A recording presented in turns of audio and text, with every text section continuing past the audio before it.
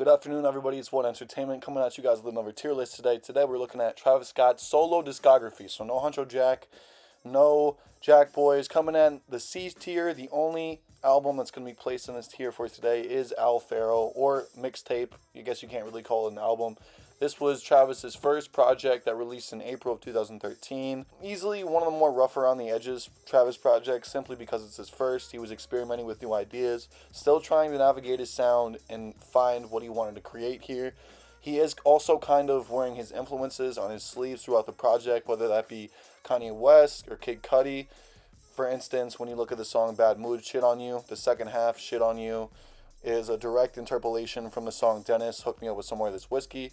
But of course, this mixtape I meant to say again, has a collection of fantastic songs still. Not all of them, of course, but I like 16 Chapels a lot. Dance on the Moon, MIA, Bad Mood, Shit on You, Hell of a Night, and that's pretty much it. But Days Before Rodeo is going to be our first S tier placement of today's video, of today's list. Compared to its predecessor, in my opinion, it is a step up in every conceivable way. You've got great tracks on here, which many people still consider Travis's best to this day, like Drugs You Should Try It, like Don't Play, like Backyard, and you have other similar cuts as well. Not similar, but hard-hitting cuts, I meant to say, like Sloppy Toppy, whether that be Mamacita, which is still in my top 5 Travis Scott songs to this day because it hits incredibly hard. The features throughout this free album are excellent as well. Rich Homie Quan, Young Thug again on Skyfall, on top of Mamacita, as well as T.I., as well as others that I'm not remembering at the moment. But this was really Travis starting to ramp up his sound, starting to really get it together, and this is obviously the predecessor to Rodeo. On top of that, it was also the first appearance of the straight up and it's lit ad-libs for the very first time.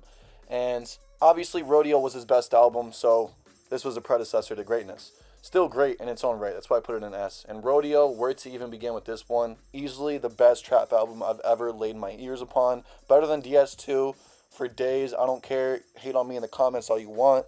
But this has easily some of Travis's best work ever and his best track list, period. Lots of experimentation all across the record.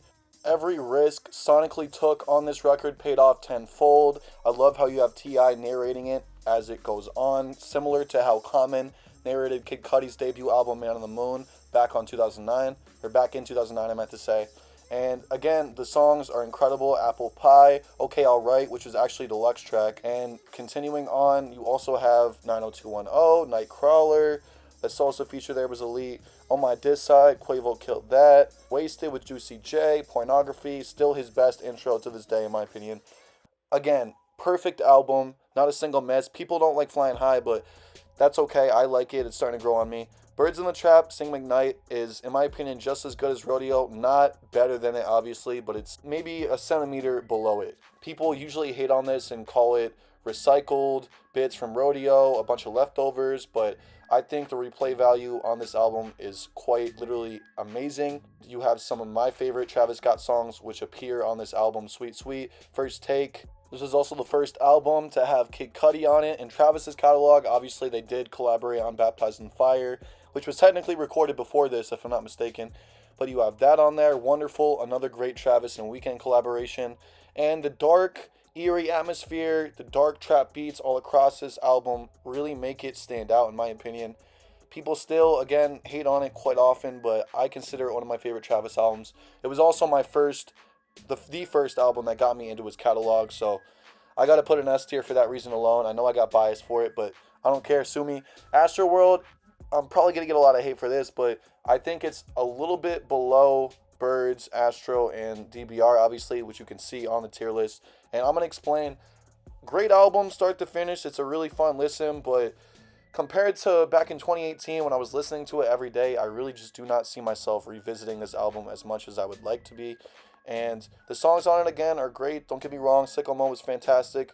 Stargazing, R.I.P. Screw, Houston Fornication, Coffee Bean, NC-17. And the features were all killer. There's not a single bad song on this album, in my opinion, again. But it just comes down to the replay value. I'm going back to albums like Rodeo, DBR, and Birds way more than Astro. And while it was the biggest commercial moment until Utopia, of course, for Travis, and it really was a big cultural moment as well for hip-hop at large, I still have to put it in A tier because, in my personal opinion, it doesn't rank as high as the other three. So that's Astroworld, released in 2018. Still is showing its influence to this day. Utopia is going to be the last album we cover in this video. I think it's, again, just as good as Astroworld, if not better. I really liked all the features and the fact that, like with Astroworld, he didn't list them at first. That way it was a complete surprise when he listened through the album for the first time. I think the world building on this album is definitely better than Astroworld's. It really sucks you into that Utopia landscape that Travis was going for. The production all across it is super reminiscent, should I say, of Travis's earlier eras like DBR, like Owl Pharaoh, and I've heard a lot of people compare it to Yeezus. This is for a couple reasons, I think. One of which is the screams that appear throughout the album on songs like Circus Maximus and Modern Jam, which actually interpolate Kanye beats. Modern Jam being a ripoff of the original I Am a God beat. Not ripoff, but just taking inspiration from it. And Circus Maximus being interpolated from Black Skinhead, which also showed up on Yeezus back in 2013. The world building, like I mentioned earlier, I think is fantastic and really brought the first listen of this album to the next level. Listening through my eyes and hearing that beat switch halfway through for the first time was awesome. Hearing the secret Young Lean feature on Parasail was great, as well as Love with Kid Cudi. K-pop, despite what people might say, it was my first time hearing it through when I listened to the album, and while it didn't fit, I still thought it was a nice change of pace. Telekinesis with SZA and Future. SZA obviously stole the show there. I thought the album was great. I'm putting it in an A because, again, it's not as good as the other three. And if I did have to rank Huncho Jack, Jack Huncho, and Jack Boys, I'd both put them in the B tier just for grins. Only because they don't stand up to Astroworld and Utopia in my opinion, but they're not as bad as Owl Pharaoh. So that's my Travis Scott tier list. I may have gotten kind of redundant at the end there, but I don't care. I'm still kind of getting the feel for this. Let me know what artists you want to see me cover next. I was thinking about maybe Kyle, maybe A$AP Rocky, but you guys let me know. Thanks again for watching. Have a great rest of your day.